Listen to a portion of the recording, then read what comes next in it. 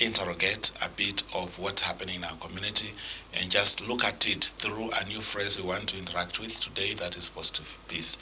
On behalf of Kelvin Kibet, who is directing this show, this is CKS. I want to urge you to just stay tuned, to follow us on our social media, leave us comments, and even if you have a question, you can just be able to send it to me. I'll appreciate so much. Welcome so much. Let's join the conversation. Dr. you're welcome. Thank you. Yes. How are you? I thank you. Yes. Yes. This is my first time to interact with you here. Yes. You've been dodgy. Yeah, for a long time I've been quite committed, but today I'm happy. I thank God. I found some time to come over. Yes. It's all right. The most important thing is that you are here and we want to look at what we can talk about. We usually begin with a proverb. Today's proverb is the man who moves a mountain begins by carrying away small stones. Yeah. Very true. Yeah. Quite true. As you carry out small, then definitely the whole mountain will be gone. Mm-hmm. So it's very true. I totally agree. Okay. Yes. How does it relate to us or to our story or to our conversation? Yeah, definitely. There's a lot of issues when it comes to like peace. It's a mountain. You know, having peace and lack of peace is a very big mountain. And as we talk small by small, as we bring in the pillars of positive peace here and there, definitely you'll find that we shall have the peace that we require, and that's the positive peace. Yes. Positive peace. Is it even an English phrase? Does it make sense? Let's begin there. It makes sense because when you hear the word positive, definitely there is negative. Okay. So definitely when you have positive, there is negative. Negative peace, and I know many states, when you go to Tanzania, you go to Bungoma, you go to Kenya, we are in a state of negative peace. Negative peace simply means that people are not fighting, there's no violence, there's no conflict, but people are not happy. They're just waiting for a trigger to have no peace. So that is a kind of a state which is negative. You know, people are not fighting, we see things are happening.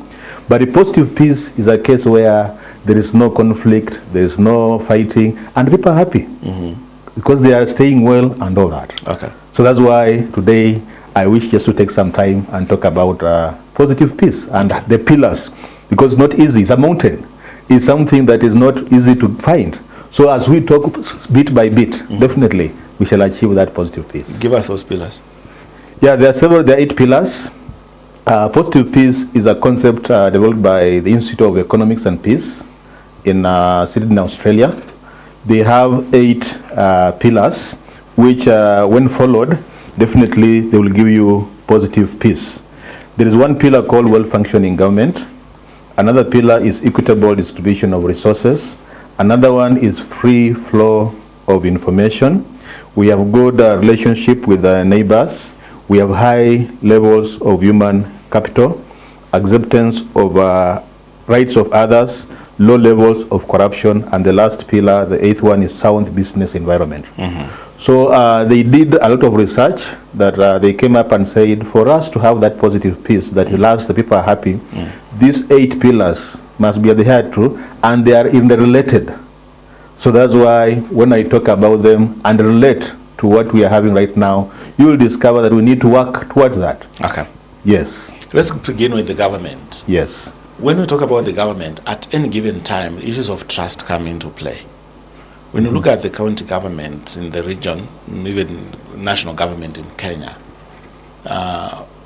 we tend to have trust issues. Is that something that affects stability? Does it affect safety? Does it affect positive peace? Thank you so much. Well-functioning government, and we know that the national government has 3 arms, though there's the 4th one, the media and all that, but we have the legislature, we have the executive, we have the judiciary. If it's a well-functioning government, definitely all those 3 arms, plus now the 5th, the media and others, are well-functioning, are doing their roles. In the county governments, we don't have the judiciary, we have the executive and the legislature, plus now the media, which is the fourth estate. So you'll find that a well-functioning government, we need to give freedom to each of these arm to be able to function. But you see, like right now in Bungoma or even nationally, legislature is not functioning independently. There's a lot of interference with the executive. And that's why we cannot say that the is well functioning. And that's why you see we have so many issues, because the government is not functioning well. There are some arms which are not doing their role. Even recently in Bungoma, you saw the MCS coming up and saying the governor is not working. There are things happening. You can now see all along, they have been quiet, but they are seeing that time is moving. What we call the time of the elections, in mathematics. So you'll find that time is really moving. So they are finding out that little is being done. So the government is not well functioning because some arms are not working. When you say executive having taken over the legislative or interfering with the legislative, that is, it may not be true. It could be a way of working there is a way the two agencies agree that we should work like this to enhance progress in our community. That doesn't mean one is interfering with the other. It is a strategy to deliver. No, you don't need to say we work like that. You have a roles, you have a mandate. Yes. To work. Just stick to your mandate. Stick to your mandate. Don't be compromised and say we work together. Just stick to your mandate and do your oversight. You are given the role of oversight, representation, and legislation. So what we are saying, if you are the legislature, just do your mandate. If it's the executive, implement, do that. So there's nothing like saying let's work together or whatever. No. It is a matter of what is your mandate, whether you are in government or not. I remember one time I was in the county government of Bungoma, working as a member of the county public service board. I stood our grounds and we went by the mandate of the county public service board. I know many times we were the loggerheads with the executive because they thought we were doing so much, but we stuck to our mandate. And that time you could see performance. You could see things happening in the county. We laid a very strong foundation that time. But you see when people come and then you are compromised. You are told, can we go like this? You are doing out of. That's why we cannot have peace. People just be quiet, but they're not happy. Interestingly, you see, one of the things that we find like affecting the level of contentment, you said there is a lot of negative peace around. People are not fighting, but they are not in harmony either. One of the areas is the area of economy. Economy is built by a functioning, or I will say a robust business environment where people can invest and grow their money. Okay. When you look around, walking across the region, or just a quick scanning what's happening in the region, you realize that business environment is very harsh, very hostile to the investors. People are not growing their businesses. Investments are slowing down. The local economy is, it has actually slowed down. How does that affect? Now that comes and how do we address it?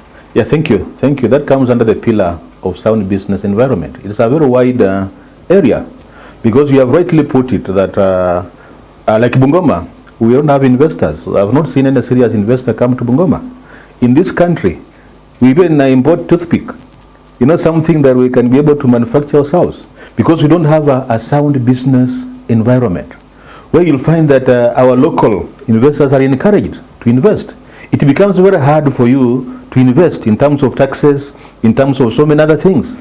So you'll find that there was a time we went to Uganda with the former governor just to look at about the industrial parks, how to establish industrial parks. You'll find that Uganda has created a very good environment, a business environment for people to come and invest, because government will give you free land, will remove some taxes. So once you invest now, you start creating even job opportunities and all that. So you'll find that in this country, we are really importing. There are so many things that we are bringing in. Why should we even import sugar? When we have Nzoia, we have Mumias, we have good land, where we can be able to have our own sugar. So there are so many things where people, and I will be done talking about the corruption, because there's also a appeal of corruption, where people want to enrich themselves. So instead of now promoting the local kind of investment where people can do that, they want to now bring in, import things from out for that gain. So it becomes very difficult, and like Bungoma County is very rich in terms of resources. You go to Chole Market, you'll find tomatoes, you'll find onions, you'll find a lot of investment. Go to Matisi, you'll find all bananas, and opposite we have a collection center. The county government is not keen to really promote that collection center. You have seen a building there, because they're not keen on investment and all that. That's why Bungoma County is a very rich county. Even in 1958, it loaned the Queen money to pay the workers. But we have continued really to go down because the governments are not keen to provide that. I have issues with what you've said. Yes. Let's break it a bit. Yes. You just mentioned toothpick. Yes. In China, toothpick, they make it from bamboo. Bamboo. Okay. Yes. When we say that, let's assume we want to make them. Where is the supply of bamboo? We don't have that. There's a lot of bamboo. Even here in Bungoma, when you go to Jetonet, there's just some down here, Halaba River, you'll find there's somebody, an investor, the former chief, has really planted a lot of bamboo. Well, it will look like it's a lot because there is no demand. If you created a factory for toothpick, number two, yes, we talk about investors coming. Where do you want them to come from? When you say there are no serious investors in Bungoma, are you really serious about that? Because what about those that are on the ground? What about the investments that are closing down? Are they not serious? Yeah, what I mean by serious investment is that, as you have rightly put it, we cannot just see something because, like now talk about Nzoia, it has been privatized, it has been leased for 30 years and all that. So you don't just see an investment as compared to other places. Okay. And it is simply that you've said even they're closing down because the environment is not conducive. Where you come in and you do things, but there's no provision of the market, because like when you use something, you also need market. There's no creativity. There's no creativity to provide that market for the people and all that. Yeah. So that's why even people are closing down, people are giving up, and even going to other countries. Yes. Because the environment that we have created is not conducive. There are so many things of kickbacks, people are asked kickbacks and many other things. So they run away and go to countries where they'll be welcomed and given that environment. Okay. And that's why in Bungoma there's a lot of rampant unemployment. I teach at Kibabi University. We are producing so many graduates every year, channeling out. But you see, there's no businesses that can bring this or employ these graduates. That's why even right now everyone wants to become a teacher. You'll find that now everywhere people want to be teachers because they are not seeing that environment where they can get a job. So we are not creating jobs, we are not having industries, just because we are not keen to create that business environment. You see, when we seek to eat a bit, the bulk of the drivers of local economies is old money. In the region, we have very little of that. That means our economy is largely dependent on the stability of investors from outside. And Nairobi seems to shoulder all the, or taking over the local economies even in our community, because that's where all the money is. These are people who invested a long time ago, and that money has been stabilizing the shilling nationally. Then there is the second aspect where new upcoming investors, and the bulk of them are usually the youth. Do we have that environment in the region? Can you say for sure that the young generation upcoming, the future investors of the region who are young, are investing in Western Kenya? And what are they investing in mostly? Well, I'll start by saying, referring us to the colonial period, there was something called Sibaba in Bukusu.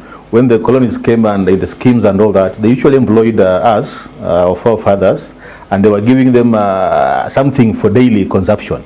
So from the beginning, you'll find that the people learn to be consumers. You know where we just be given something for a day, you go work for a day, then you are given. That saving culture was not given into us. And it has been perpetuated up to currently where people just want to receive. People don't want to invest and save. So you'll find that even if you give somebody just want to go to the online, you give them 200 shillings for a day and all that.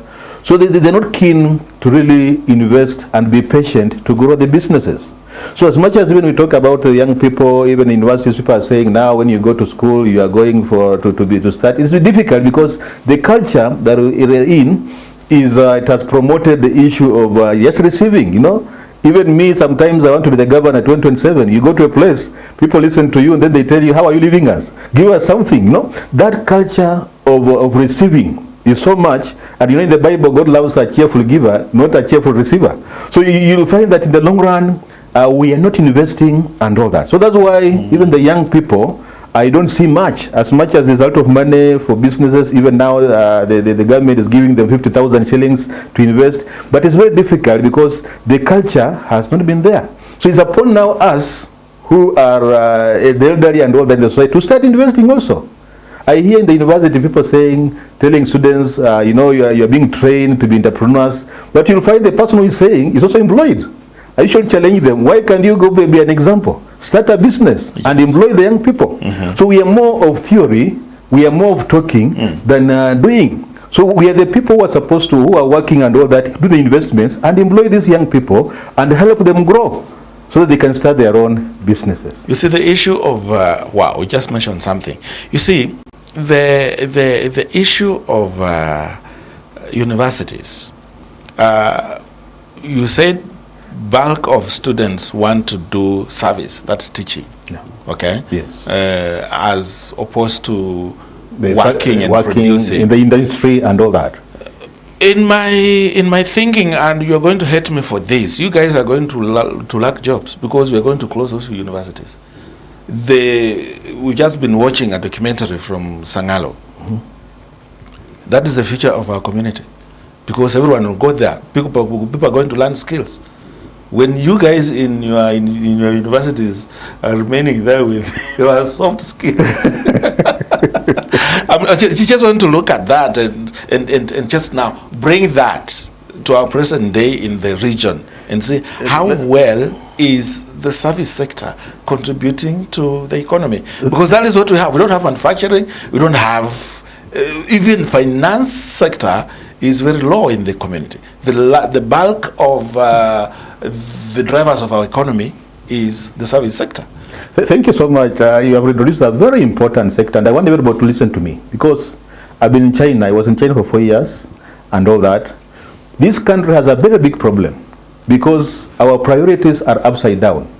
We have really taken a lot of time to invest in TVET and forgetting universities and other talking about skills. But you see in the hierarchy, you need a graduate who thinks to innovate. Then this person from the TVET institutions works hands-on. So in this country, we are not promoting innovation. We are just promoting skills for hands-on. So we will find that we shall continue to be defending on other like China and all that. But at the degree level, university, and we need to have people who are innovative. There are people now who will come up with industries. There are people who will come up with this. Then employ those in the TVET. So this country is putting a lot of efforts in the TVET, now just producing workers to go to even to the Middle East to work, you know. But we are killing that innovative. Because you don't expect somebody of a C, because in these TVET institutions, we have C and below. And the universities, we start to C plus and above. These are brains. So we are killing the brains, which are supposed to innovate, so that they can employ these people who are having the skills. So that's why there's need to invest a lot in universities. And like you go to countries like MIT, you go to HIT where I did in China, they are really embracing research and innovation and all that at that high level. That's why we are going to import things there. So when we are employing TVET and talking about TVET, we're just producing workers who will not be innovative. Okay. Thank you. Well, I asked you about the services sector, driving the economy. What's the danger in that? Yeah, you know, the danger that I've just said is that there will be no creativity. Because definitely now when we just have teachers, you know, just teaching, because like I come from the Faculty of Science and Engineering at Kibabi University, we are now having a very low enrollment because people are not seeing the future. Our graduates are not seeing industries. Even the industries are collapsing. So why you go and do something where there will be no employment? Everybody is rushing to be a teacher. And that is very dangerous because we need these industries. So what we are saying as counties, as the county, as the country, can we now start the businesses and industries? Can we have an industrial revolution? So that we can encourage even the graduates to be creative and have the environment to have that. Okay. Thank you. Let's talk about equity. You see, land and wealth in the land. Recently we had issues with we lost lives in Ikolomani, Kakamega County.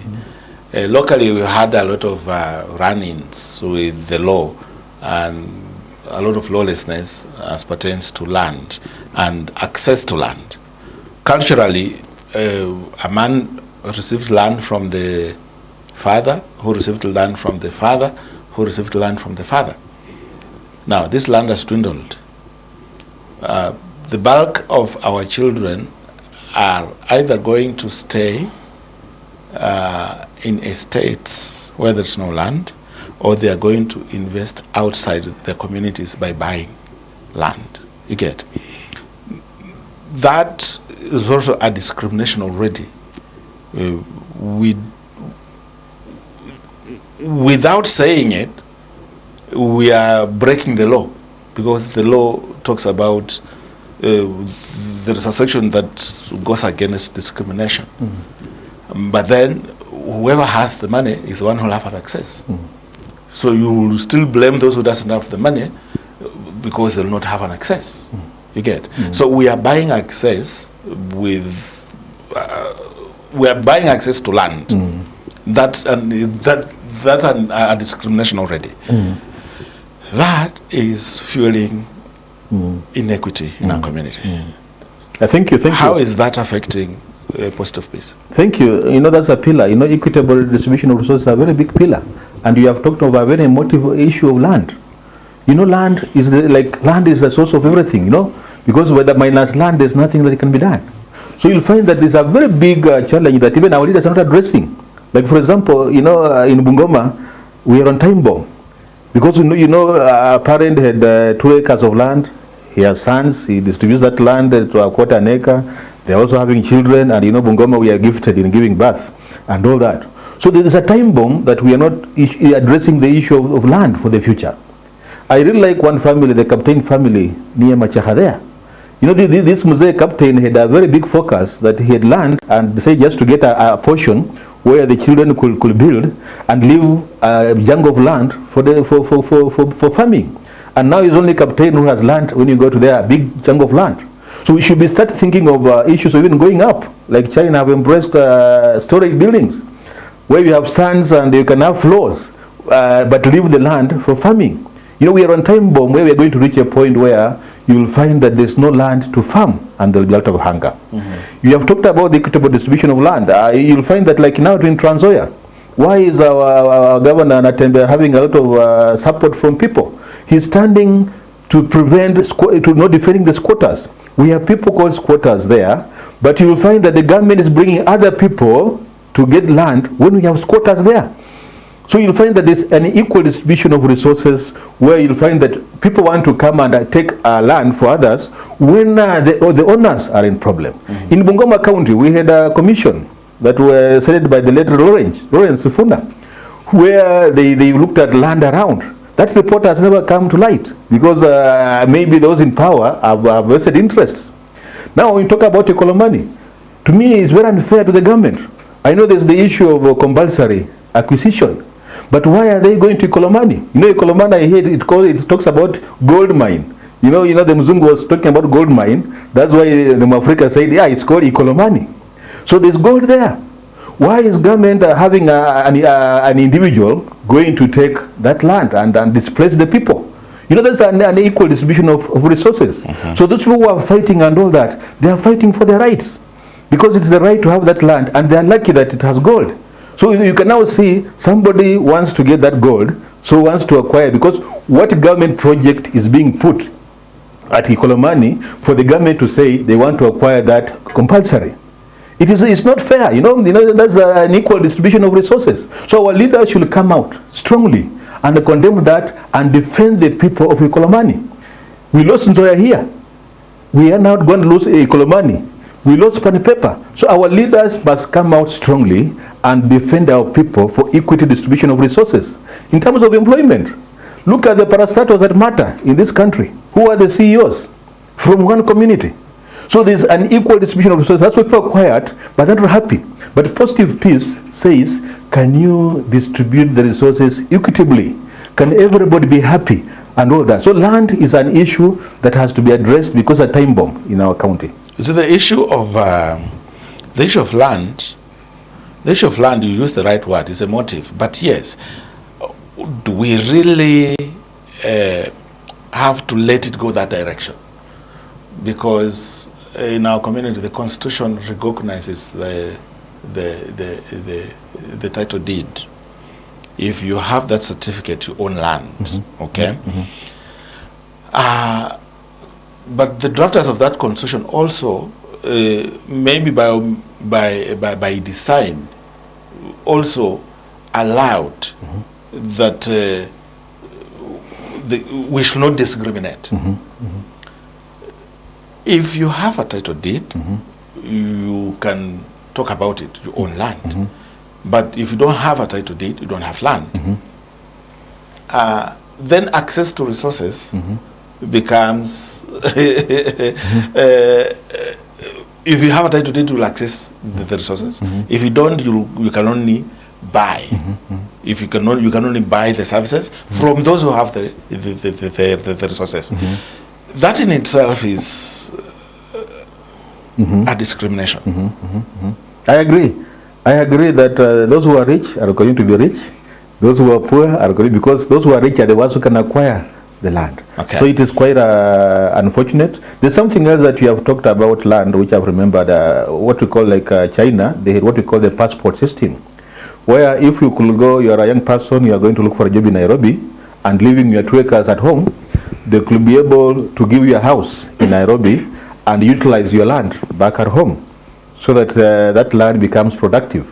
We have so many young people who have gone to Nairobi to look for jobs and left land at home and all that, and it's not being productive. So you'll find it's a very big issue that we need really to look at critically and see how we can utilize our land and ensure sustainability for the future.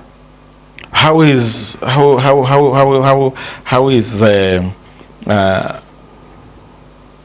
that affecting rights of the people? Like the Ikolomani, that was a very good example, because those people have been enjoying the right of using the gold, digging the gold. It has been the way they have been the source of livelihood. But right now, the government wants to compulsory acquire that land and give it to an individual. It is not the government issue. So the rights of these people utilizing that is a big challenge.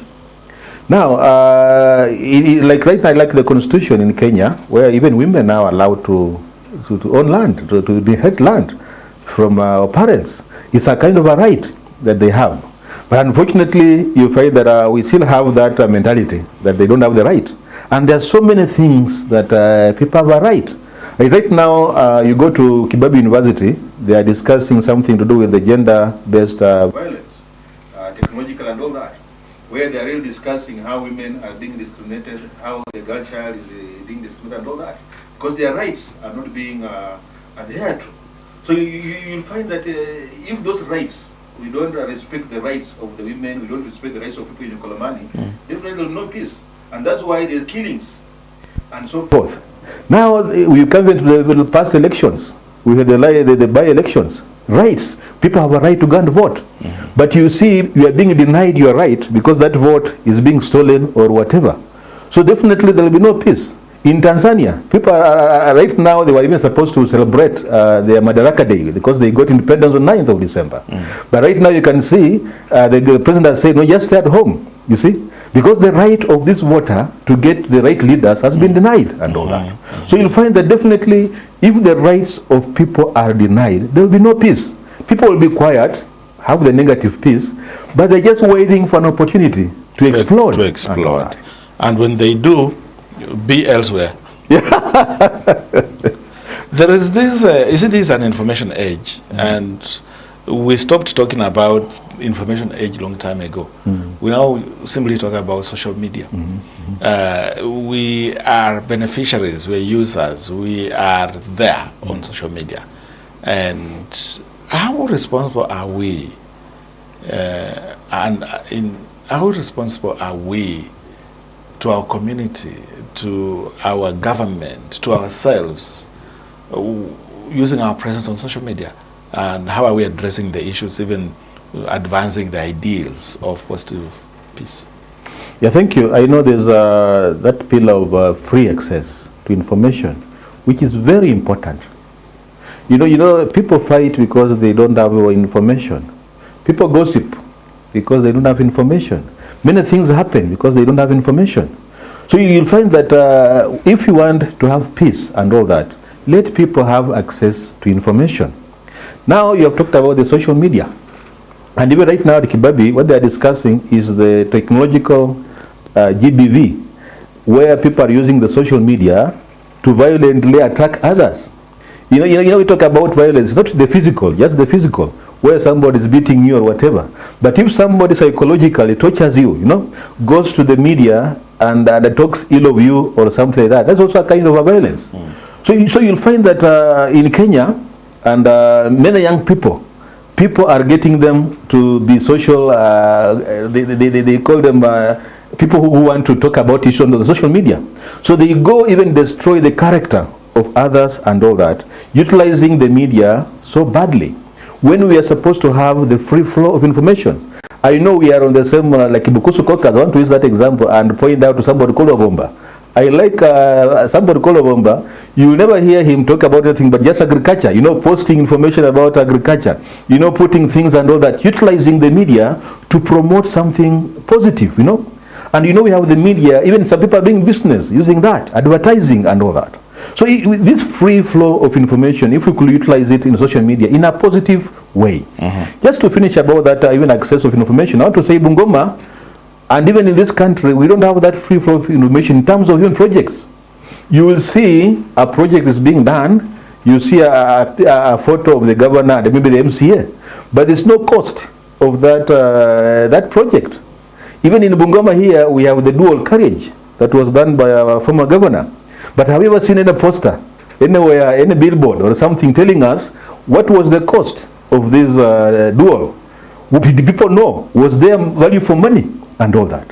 So free flow of information requires that you be so transparent. You are so telling people everything that you are doing. So in this country, there's a lot of stealing and corruption in terms of even the projects, where people are saying, oh, there's that road there.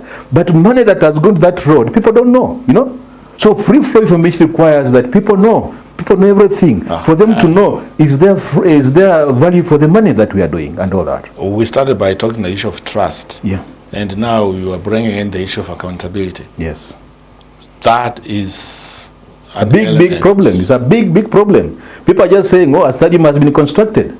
Was there value for the money? The dual carriage has been done. Is there value for money? The scholarship has been done. Is there value for money? Because people are not being given full information. So it's very important for us if we want to have positive peace, let people know everything. Let's be because the law requires, we have a right to information. There's an article in our constitution that now we have a right to information. So as much as we are using even the social media and all that, let's also even use social media to give the transparency, to give the information that we are doing and all that. So it's very important that people, but I want to talk to our youth that please, let's not abuse the social media. We now have a law that when you talk bad about this and which is not true, you'll be taken to court. So it is important that we utilize our social media constructively and so forth, because it is a platform that has given us a way to give free flow of information. Yeah. Let's talk about resilience. How resilient is the Eastern Kenya community? And do you think it is resilient? Yeah, last Saturday, I'm in Rotary International, and we had a very big, what we call a district. And our district is 4 countries in Rotary. So last Saturday we had a dinner in Tourist Hotel. And we had our governor. Our governor is not like the governor of Bungoma, but is a governor of 4 countries. So she came and challenged us and told us that when they are out there, there is shelter potential in Western at large, because we were having a Western region, clubs from Kisii to Kitale to Busia to Eldoret. They came together. So she told us they know Bungoma and Western have out of potential, but she's shocked what she's seeing on the ground. Mambo kwa ground is different. She was expecting to come and see many things. So you are very right to say that Bungoma, we have, under Western, we have a very big potential. And even Mwangari was right that when God said creating the world, maybe he said from Bungoma and other places, because we have the resources. But unfortunately, we have not utilized the resources. So that resilience just to move on and even make a voice is lacking. We are the second largest community in this country. But unfortunately, we can even not produce a president because we are not resilient in terms of resources. We have not really gone down to utilize our potential. And that's why the Bungoma declaration in that dinner was that let's rise to our potential. Let's work hard to be able now to be resilient and to work towards bringing our potential. Because other people respect us. We have the rains. We have the good soils. We can grow anything in this region. So with good leadership and proper leadership, we can be able to get the resilience and the potential. What will you recommend to be changed? If you look at our community, there must be some things you can recommend as a matter of priority to change so that to bring about serious effects on positive change. One is that, as I said earlier, the colonial the colonists introduced something called Sibaba. Those who know, a small, less than a half a korogoro or something, where they were slightly more, by the way. Yeah. There was a Sibaba. So in between the Sibaba is actually a quarter. Yes. Yeah, you remember? And you know the unit, those days, it was a debe. A debe was this 20-liter jerrycan. Yes. So a quarter of that is Sibaba. Yeah. So that's Sibaba. You know, the Mzungu they had calculated that when they give you that day, you go and just eat everything so that you can come back tomorrow. So in the long run, they were removing the issue of the saving culture. So you just given something for that day. Then that's all. So we need to change that culture. Even our politicians right now have really worked on that. They call you, give you 200 shillings and all that, where you eat for that day. Tomorrow, you have nothing. So you'll find that even you vote for somebody because he gave you the 50 shillings or whatever, which is like Sibaba. So we have to change that. We have to start by now giving people the bait, but not the fish. This money that our politicians, my competitors for the gubernatorial seat in 2027, they're dishing out and all that millions. Why can't they start an investment where now people can even bring in and start having the money? So we really need to work on that we come out from this issue of handouts. We come out from this issue of giving people just for that day and all that. So we can think of the future because we have the potential. We have all this. So our people, we really need to help them to start that kind of saving culture because we are hardworking. Our people are so hardworking. You will see them in the land and all that, but the government has not helped them to have that saving culture. That's why people from out are coming to take over. Like now, Bungoma is being taken over by the Asians and the Somalis. Go to any market, you'll find that now the Somalis have put in some supermarkets, mini supermarkets, and all that. They are taking over. Go to filling stations, fuel stations. They are taking over. So people really need to be educated and be told that you are the investors. Let's not wait people from out to invest for us. Let's not wait to go to America or wherever. Let's encourage our people to start small so that they can be able to grow even their businesses and help them to grow to be self-sufficient. You see the issue, you just mentioned that your competitors are dishing money and instead they should be able to put that money somewhere. Have you done that yourself? And if so, what is an example would you like to point our viewers to? Yeah, me, I'm doing that. My campaign for 2017 is very unique because me, I'm giving out poultry. I'm giving out chicken. Because like you see, when we were in the county, we started what we call Chwele Slaughterhouse. We wanted to slaughter chicken and all that. But now the way you just rightly put it, there's no raw materials because we don't have chicken. Even this December, I know people eat all the chicken and there will be no chicken. So I've started by giving people chicken. I go to a group, the women group or youth group, I give them 5 hens and 1 cock and tell them, can you go and keep this so that when they multiply, you share among yourselves. With the target that if people of Bungoma will give me the gubernatorial, I'll become the governor, they already have the cuckoos for the factory. They have the raw materials for the factory.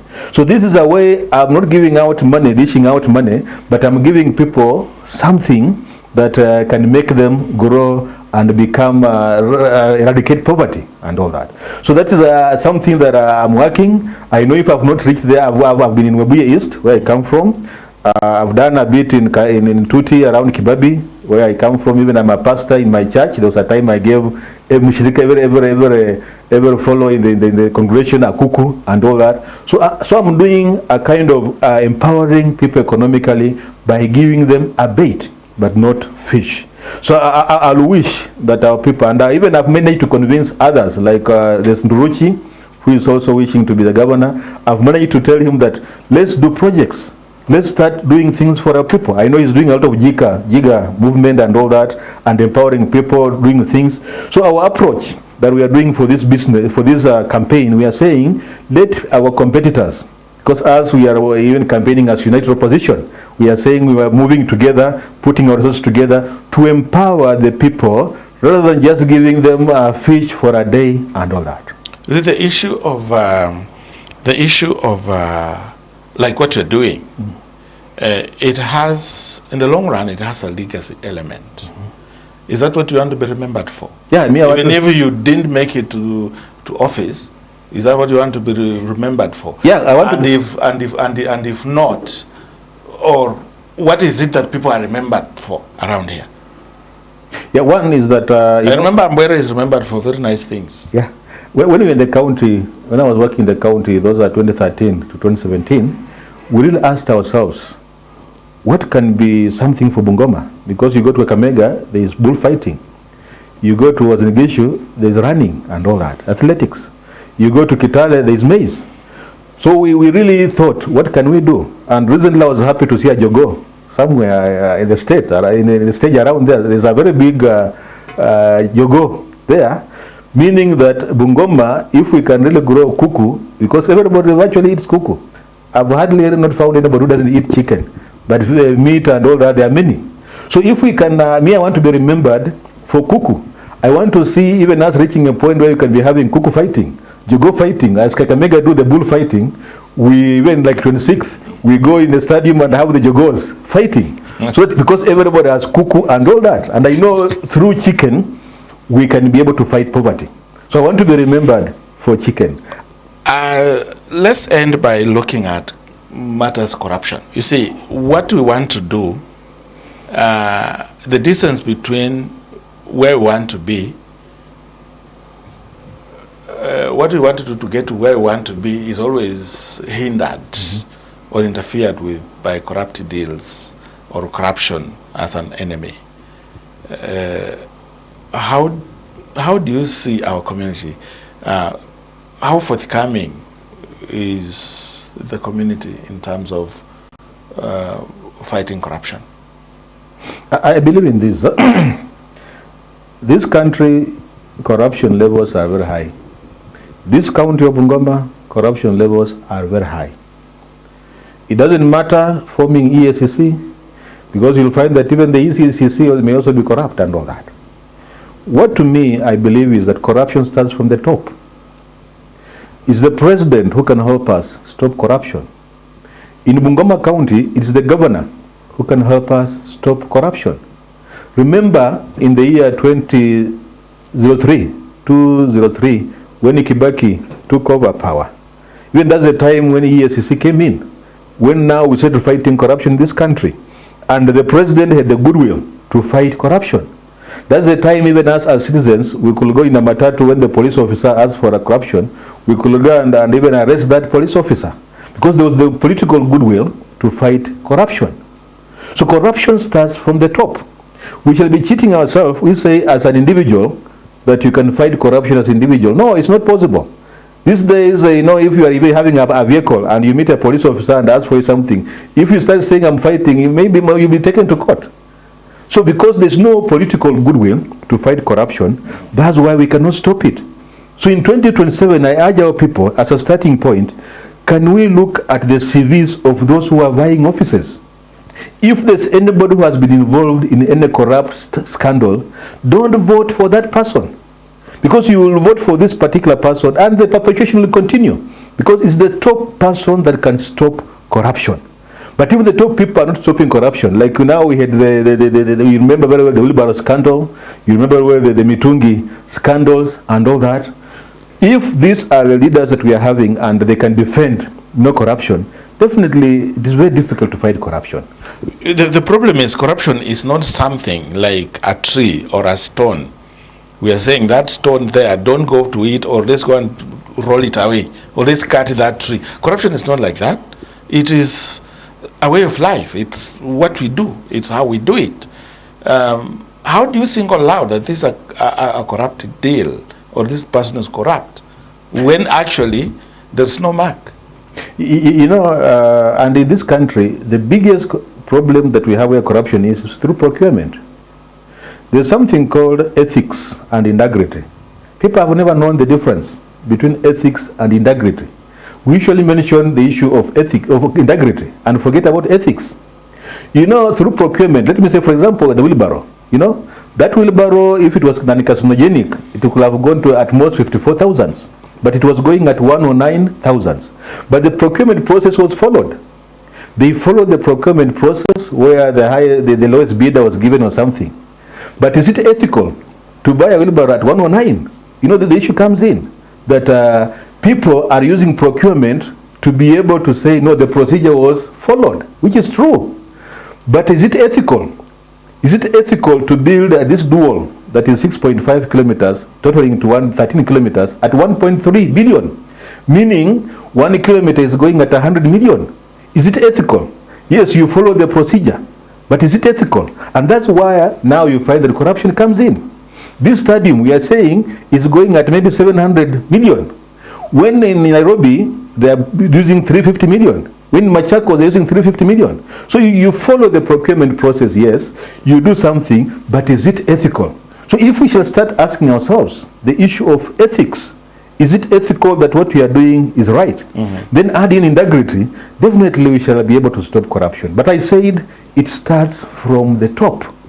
It is the governor who can stop corruption. Mm-hmm. It is the president who can stop corruption. Mm-hmm. But if they are the agents of corruption, my friend, let's not even talk about it, because definitely corruption will be rampant. And even, Kenya is almost now the best corrupt country, the fourth best, and all that. It's recorded and all that. So definitely, even this county, very corrupt. Things are being done corruptly and all that. Yeah. So we must start by looking at the leaders that we are being chosen. We have the opportunity in 2027 to choose between the corrupt and the non-corrupt.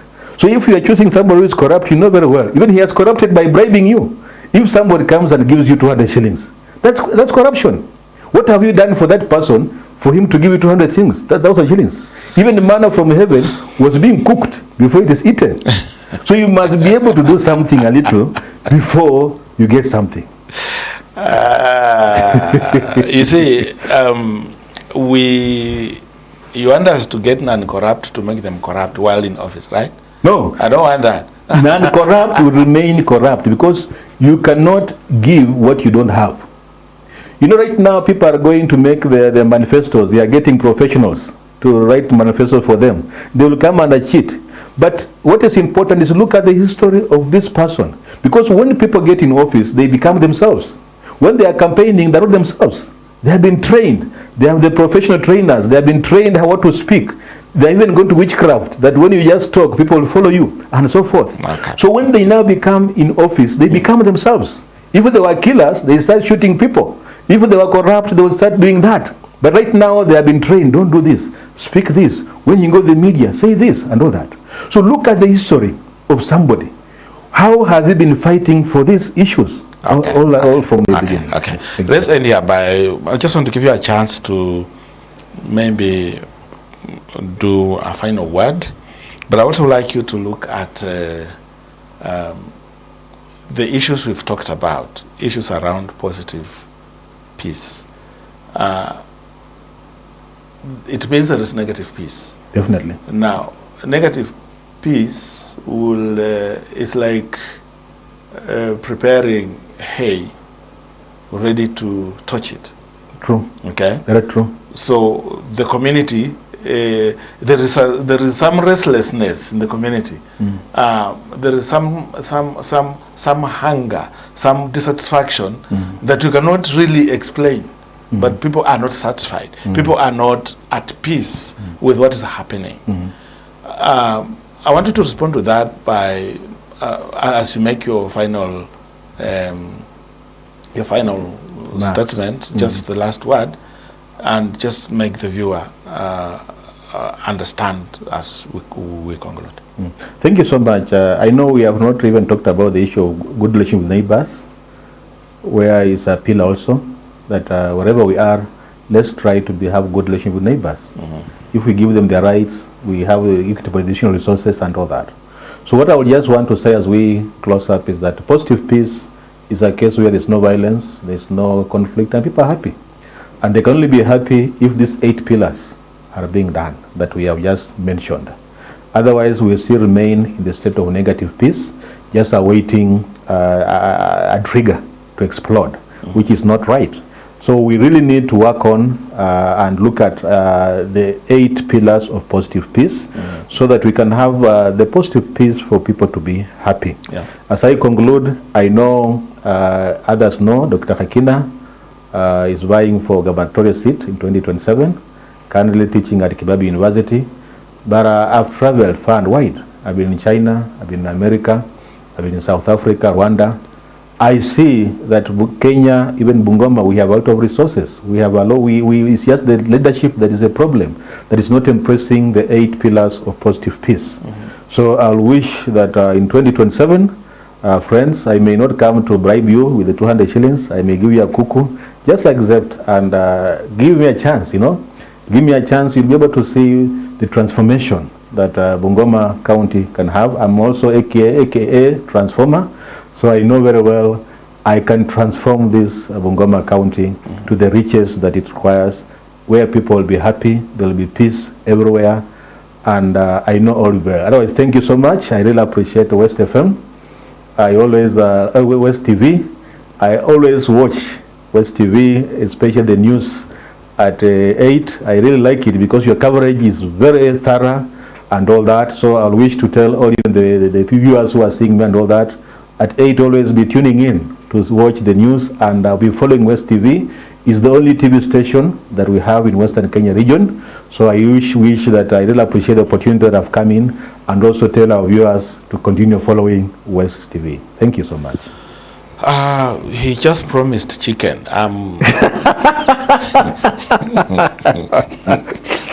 But he also said it's not a bribe. So without much ado, let's end here.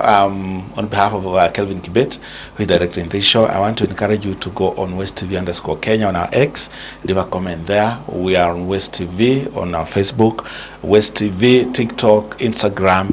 We are all there. This show is on YouTube. Please, whenever you're there, leave us a comment, subscribe, and share.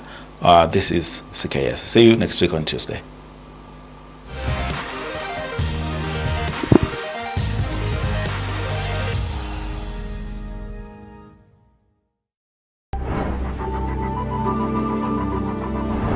West TV, tazama ilivyo.